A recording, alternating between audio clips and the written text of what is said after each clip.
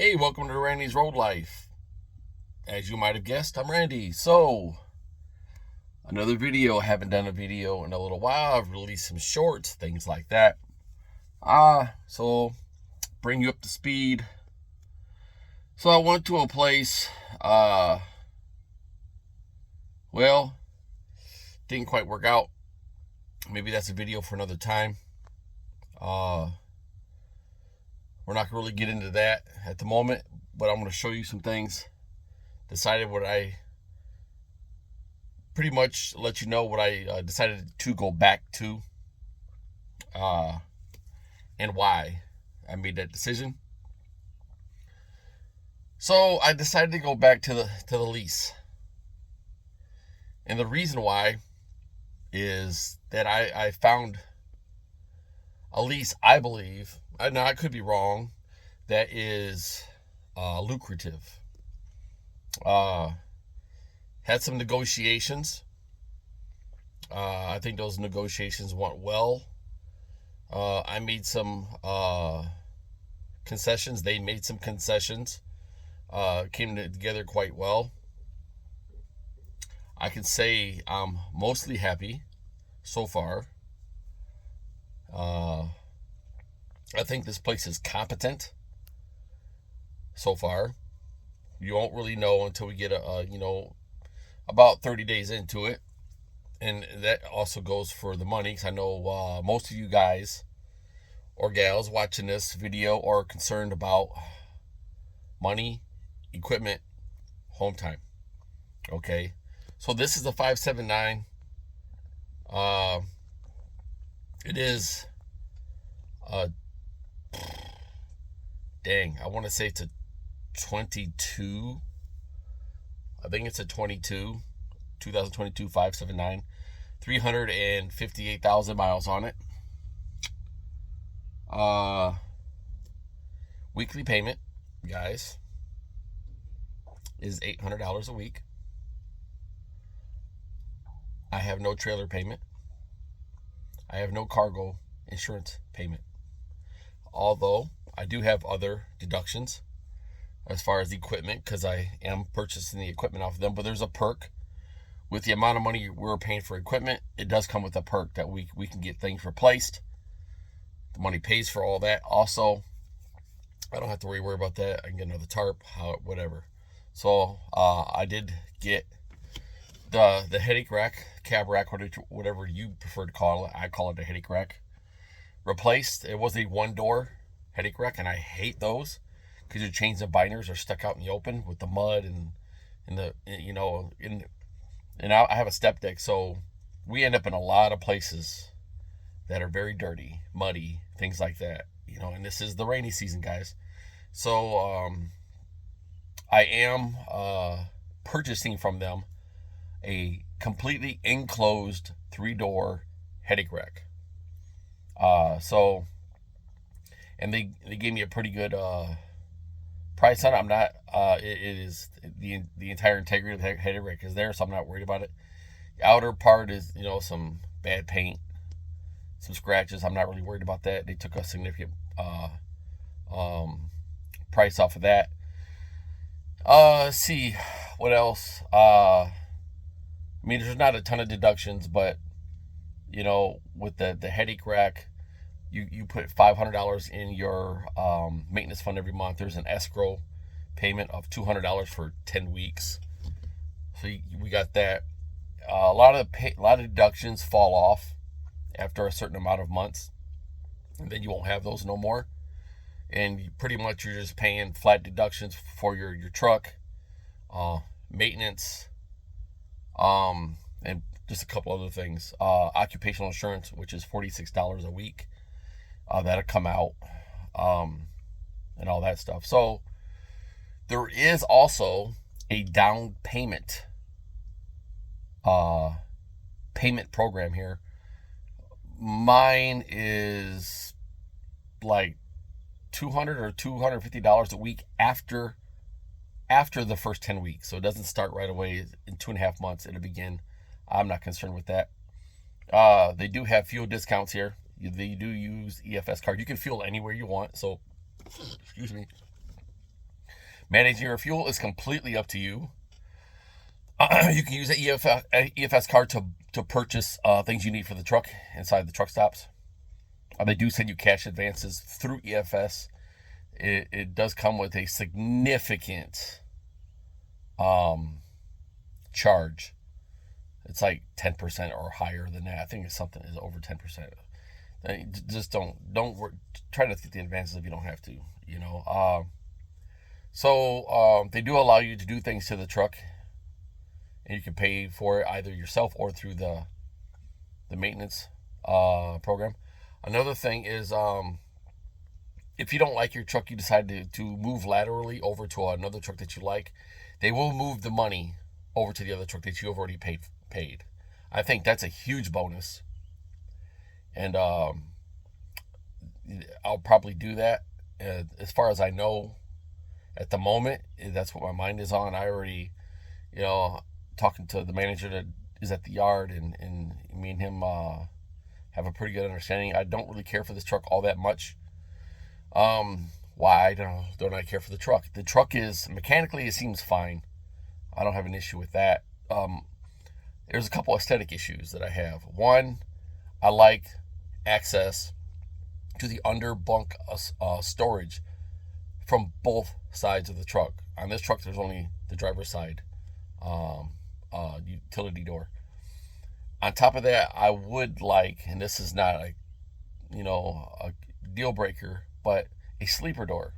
Some of these Pete's, as you know, has a sleeper door. I would like a mid roof, something that has a little shorter roof on it. But that's not a deal breaker either. I would like a different truck with a different engine. I don't like PACCAR motors. This has a PACCAR. I cannot stand PACCAR motors. I have not had a good PACCAR motor. Maybe some of you have, and that's entirely your luck. And if you like them, that's your opinion. You know, my opinion is I don't like them, and I've never had a good one. And so that's my experience. It may not be yours. So we can agree to disagree on that one. But other than that, I got a brand new trailer. I will be doing heavy haul here and oversized. I'm waiting on my oversized load right now. It's not super oversized, like 10.5 feet wide. Cooling coil, the whole apparatus, housing, and all that stuff comes along with it. It does have to be tarped. So my tarps I got a 12, an 8, and a 4. For those of you who don't understand what that means, I have a tarp. My first tarp is a 12-foot drop, which means once it goes flat across, it drops 12 feet to the ground to cover the sides. It's made for oversized. I got an 8-foot, which is the same thing, and 4-foot. Chains, binders, whatever. Also, you don't have to get the equipment they have. You can purchase your own, and you won't have that fee at all. So it's entirely up to you. You can go on Facebook Marketplace, and there are guys on there who are selling entire bundles of flatbed equipment, right? And you can get it significantly cheaper before you will get it here. They will tell you that also, if that's what you want to do. If you don't want to purchase it, they don't care. You do, you don't, you don't. It doesn't hurt their feelings any. So that's that. I got lucky with the headache rack. They did have one headache rack I wanted. So they put that on here yesterday. I'm about to show you the truck. The inside, they use Omni tracks. I'll pan this around. Boom. There's the ELD. So they use Omni track. So there's no open logs here, guys. There's no, I guess you would call it, none of the old school trucking happens here. This is by the book ELD. So let's get out and I will show you the truck. All right, guys. So pan this around. You can see for yourself. Needs a little washing. It's not bad.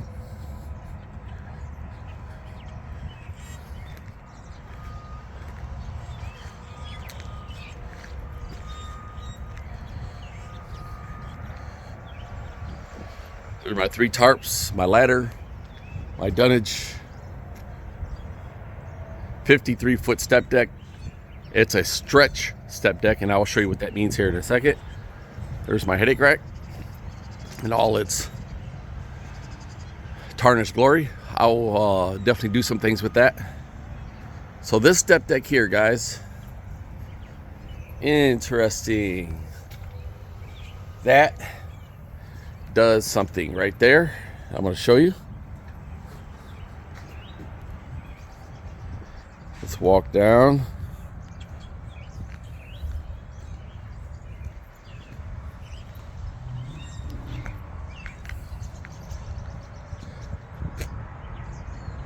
Drop axle.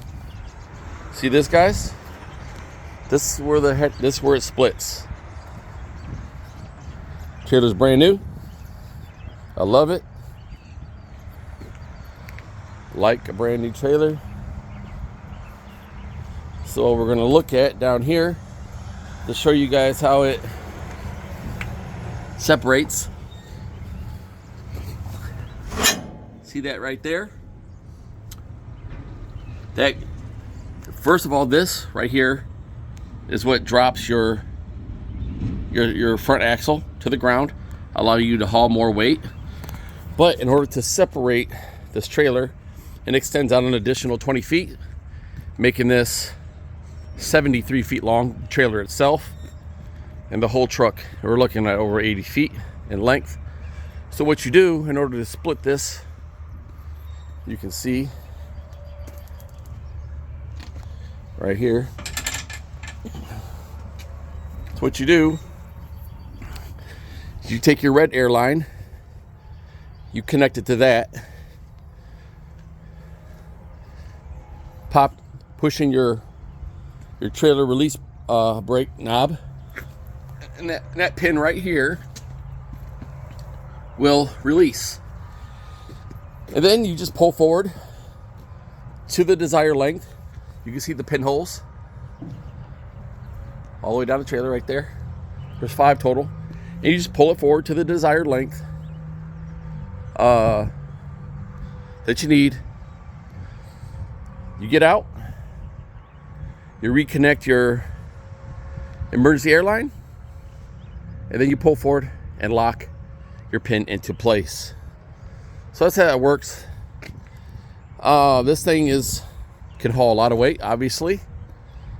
So I'm rated at up to around 100,000 pounds. I'm not going to pull any more than that. I don't want to pull any more than that because that puts a lot of undue stress on the engine. And like I said, it's a pack car, and I don't like pack cars. And I don't want to burden this engine any more than it's going to be until I get into a truck with a better engine, and they'll roll over the payments or the money I've already paid on this truck to the other truck. So huge bonus there, and they offered me that. It's not something I asked for. They made a lot of concessions here for me.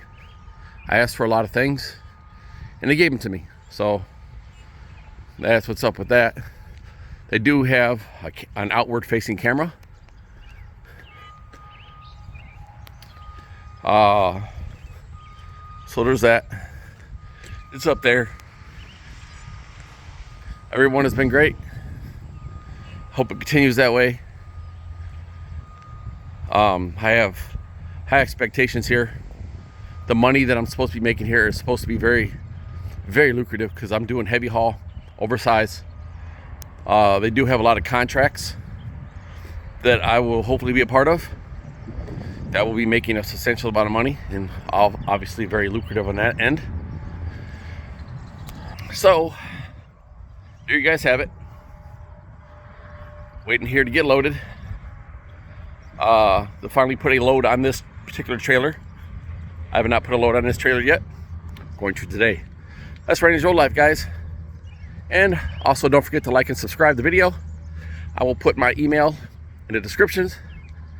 And with that, also, what's the motto of the channel, guys? Those of you who watch these know that it's to dispense good information that allows us to make good decisions that bring about positive outcomes. All right. Good information allows us to make good decisions that bring about positive outcomes in our lives and the lives of others. So with that, deuces.